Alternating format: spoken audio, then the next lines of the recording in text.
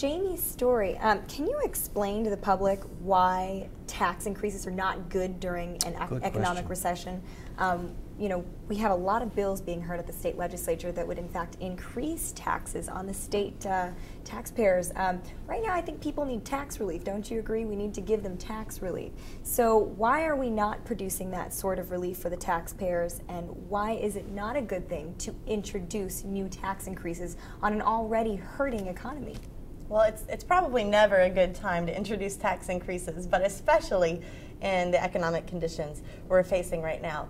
The problem that you have is that government spending is not productive. When I spend money at a store, I'm helping that store owner to make a profit, to employ his or her employees to have jobs, to pay for the raw goods, and that may be produced in Hawaii, maybe not, but there's a whole lot of different people who are benefiting when I take my money and spend it.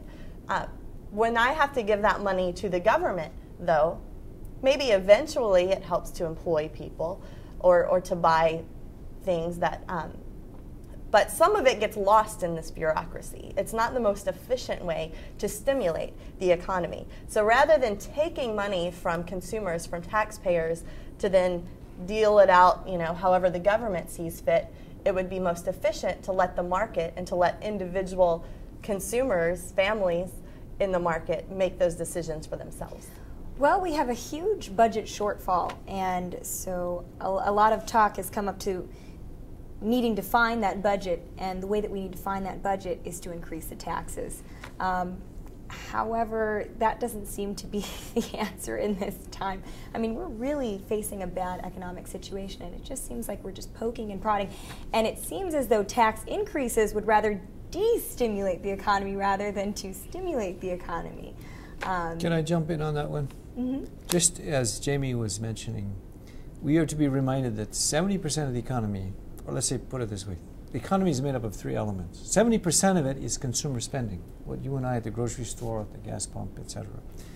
The other percentage of about 15% is business investment, buying a piece of machinery, investing in this, investing in that, where basically it's the commerce investment. And the other is government spending.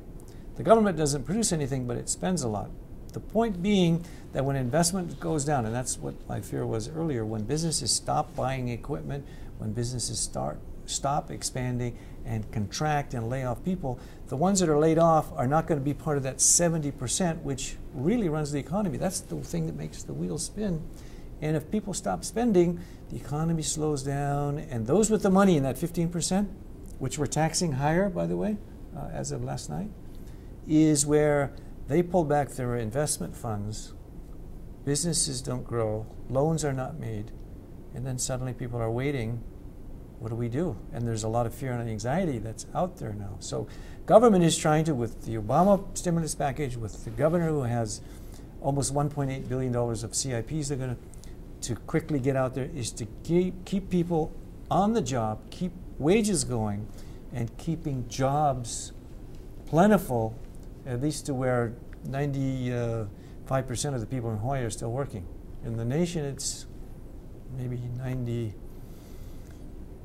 or 92, 93. There's a little, maybe 7% unemployment.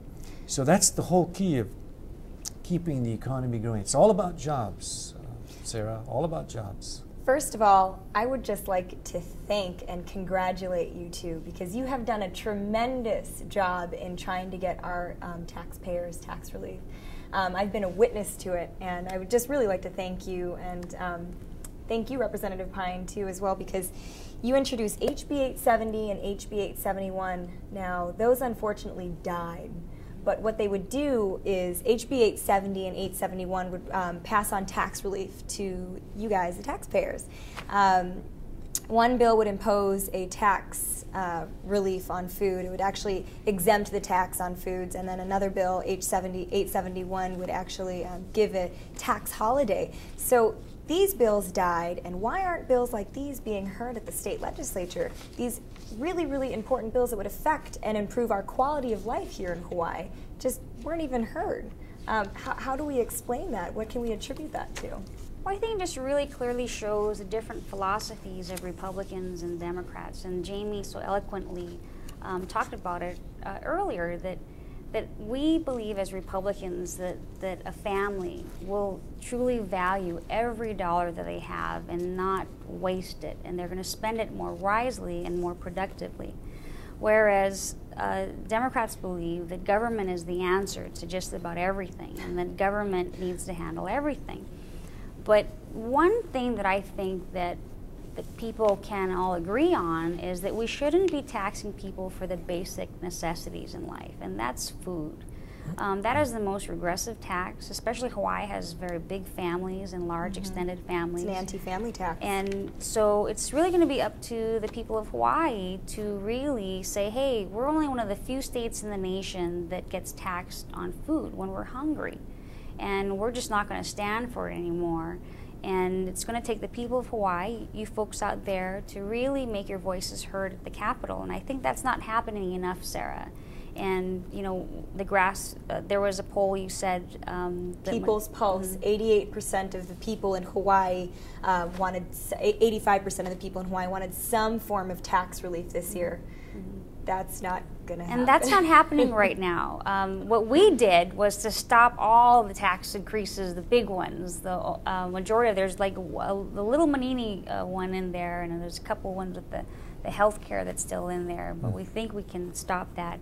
The worst tax that they introduced was the tax on the nonprofits, the Knights of Columbus of the Catholic HB Church. 1742, introduced by the Speaker of the House. Yeah. Yes. They did pull back from the Knights of Columbus and Yes, fraternal they organization. did. They knew did better that. but They did take that out. yeah. HMSA, and they kept the clinics and the other Kaisers in there, which is the sick tax. You know, there's only one place in the United States where you get taxed when you go to the hospital or when you buy medicine, and that's Hawaii. GT tax on everything, the sick tax. Now when we, as I said earlier, tax HMSA and Kaiser more, it's going to go right to the consumer and hit really, really hard on the people of Hawaii.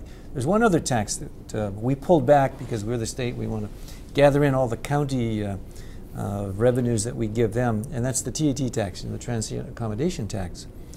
And that's worth $100 million per year. We have now, is in a bill that's, I hope it doesn't become law, but for those of you out in the neighbor islands, we're taking probably 25% of your budget away. I've basically spoken up in the session saying this was a shot across the bow, being that everybody's been saying everything's on the table, nothing is off the table, we'll consider everything. I think that's a little bit too Machiavellian, and it's a little bit too mean-spirited to go to the neighbor islands and balance the budget on the back of the neighbor islands for the sake of Oahu. That is a bill that I hope dies, but people on the neighbor islands should be very aware of that. It's $100 million we're going to take away. And not just at the state legislature are these bills passing through. I believe it's Mufi Hanneman who's also introduced a bill to raise $5 on a lot of the services that government provides you. So we've got tax increases at all forms of government, and right now is just not the time to increase taxes as our economy is really hurting.